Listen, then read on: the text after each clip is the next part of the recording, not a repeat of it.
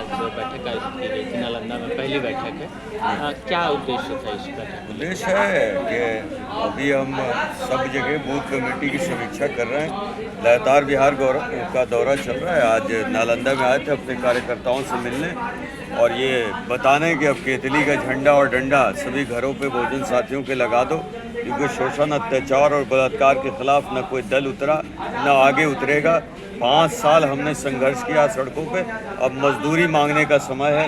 तो बहुजन समाज के एक एक व्यक्ति के घर पे जाओ और मजदूरी के नाम पर केतली को मोहर लगाने की अपील करें, कि ताकि जो संसाधन विहीन समाज है वो सत्ता परिवर्तन से नहीं होगा, व्यवस्था परिवर्तन से आएगा। और व्यवस्था परिवर्तन करने की शक्ति अगर कोई रखता है तो वो भीम आर्मी और आज़ाद समाज पार्टी और उनके लोग रखते हैं। सर, आज़ाद समाज पार्टी के द्वारा क्या लगता है कि इस बार यानी किसी पार्टी से गठबंधन करेगी या खुद अपने दम पे चुनाव बिहार में लड़ेगी? गठबंधन तो हम पहले ही कर चुके हैं और 2020 से ही वो गठबंधन चल रहा है। वो गठबंधन शोषित, वंचित, मजदूर, किसान, जो छात्र, युवा है, महिलाएं हैं, उन सबका गठबंधन लेकर हम सबको पर आ रहे हैं। तो यानी क्या माना जाए कि आज़ाद समाज पार्टी जो है इस बार चुनाव अकेले लड़ेगी अपने दम पे या नहीं, मैं अकेले तो कभी हम है ही नहीं। हम तो कह रहे हैं पूरे बहुजन समाज हमारे साथ है। पार्टी से? अकेले तो वो लोग हैं जो युवराज की जोड़ी है, जो अडानी अंबानी की जोड़ी है। दो लोग मिलकर अगर सरकार बनाने लगे तो लोकतंत्र की हत्या हो जाएगी। सर, क्या नाम है? जौहर आज़ाद, कार्यकर्ता आज़ाद समाज पार्टी। आज नज़रअंदाज करने के 3 कारण हैं। पहला कारण कि वो दलित समाज को अपनी बराबरी में नहीं देखते।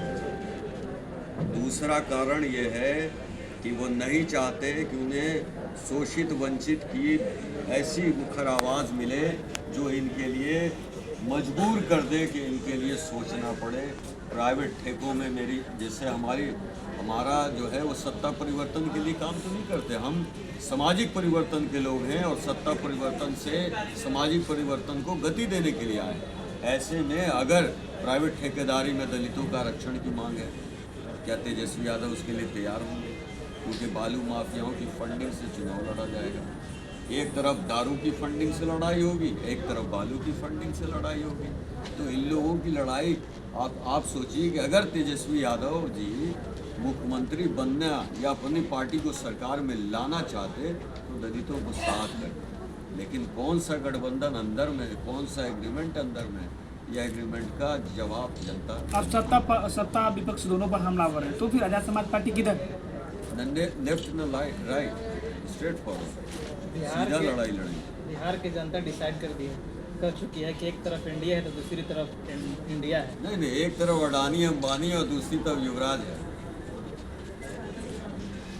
और तीसरी तरफ हम हैं, शोषित, वंचित, मजदूर। बिना गठबंधन के चुनाव लड़ेंगे या फिर रीजनल पार्टियों के साथ गठबंधन होगा? गठबंधन एक हमारी जो शर्त है, जो मांगे क्या क्या है, आप सब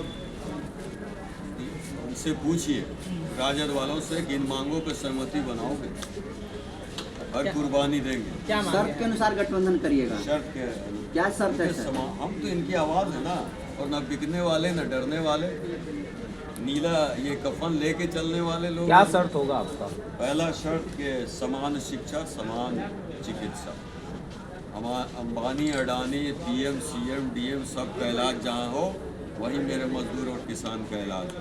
प्राइवेटाइजेशन हॉस्पिटल से हटा दिया जाए, स्वास्थ्य से सरकारीकरण कर दिया जाए। शिक्षा में प्राइवेट स्कूलों को बंद किया जाए, सरकारी स्कूल में बड़े उद्योगपति और मजदूर किसान के बच्चे एक साथ पढ़ें।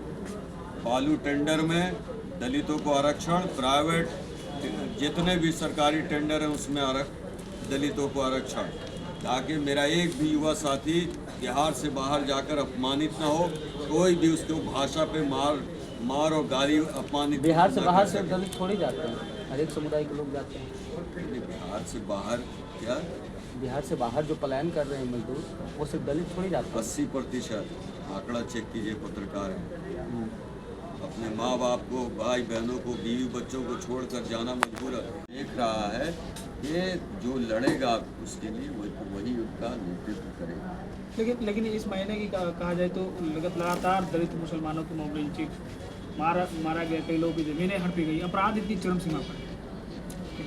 अपराध की प्रकाष्ठा जो है, जंगल राज नीतीश ने दिया, नीतीश कुमार जी ने जंगल राज का, और राक्षस राज खुद को नहीं कह सकते। कोई ऐसा दिन है जब किसी दलित की हत्या नहीं हो रही है, कोई ऐसा दिन है जब मुसलमान पीटा नहीं जा रहा है। तो इतनी प्रकाष्ठा देख रहे हैं जुल्म का बिहार में, और वो लोग जो सत्ता की कुर्सी की लड़ाई लड़ रहे हैं, लेकिन शोषित वंचित का कोई आवाज़ तो नहीं बन रहा। आवाज़ बनने के लिए भाई चंद्रशेखर आज़ाद जी और उनके नेतृत्व में सारे लोग देख रहे हैं।